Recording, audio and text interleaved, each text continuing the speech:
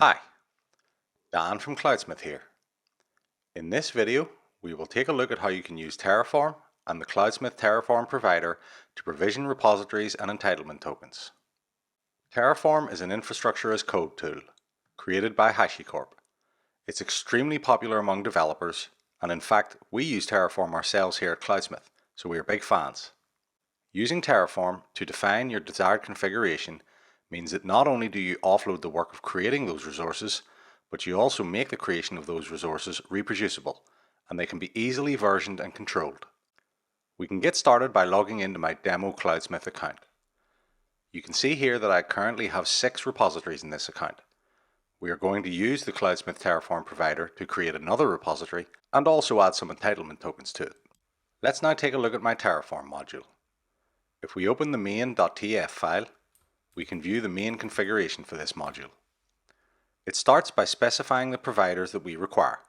In the case of this demo, it's just the Cloudsmith provider. We then need to add our Cloudsmith API key for use by the provider.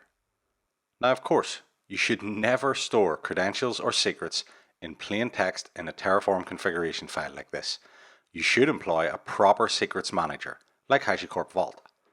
But for now, and to keep this demo short and simple, we'll just add it here. We declare our Cloudsmith account namespace, in this case, demo. We then declare the first resource that we want to create, a Cloudsmith repository. We give the repository a short description, a name, a slug, which is the identifier that will appear in URIs, and we set the repository type private. Next, we declare our first entitlement token resource.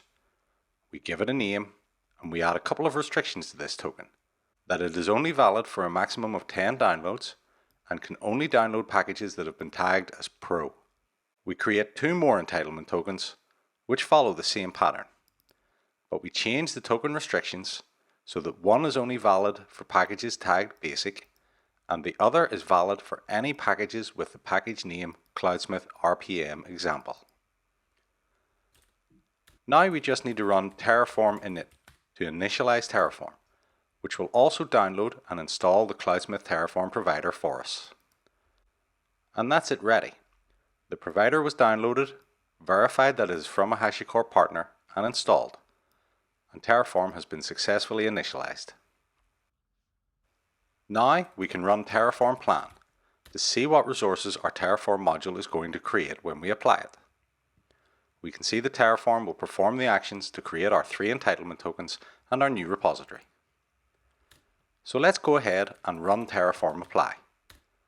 We need to confirm that we wish to proceed with yes, and then Terraform creates the repository and then each of our entitlement tokens.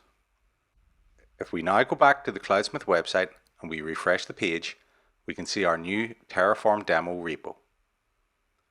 Of course, there are no packages in this repository yet, so let's quickly upload a couple of RPM packages using the Cloudsmith CLI before we go on to look at the entitlement tokens. To upload a package, we just need to do Cloudsmith push RPM with our account namespace, our repository name, our distribution and version, and our package file name. We will add a tag Pro to this package. The package is uploading to Cloudsmith and is synchronizing. Synchronization is where we process the package, extract the metadata, and make the package available for download. And that's the first package complete.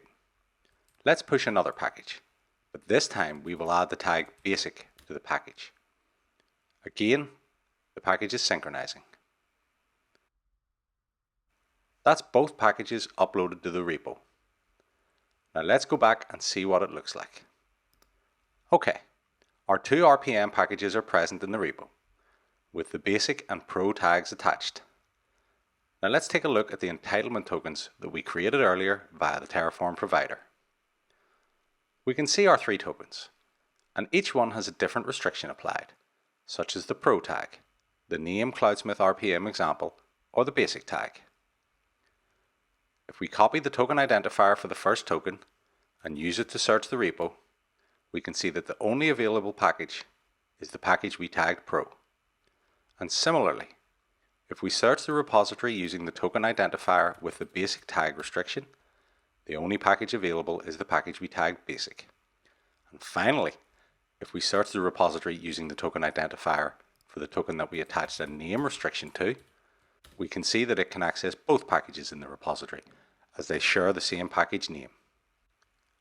I hope that this short video gave you an idea of how easy it is to automate the creation of your resources in Cloudsmith using the Cloudsmith Terraform Provider. If you'd like to see more or try it for yourself, just go to cloudsmith.com where you can sign up for a free trial today. And remember, be awesome and automate everything.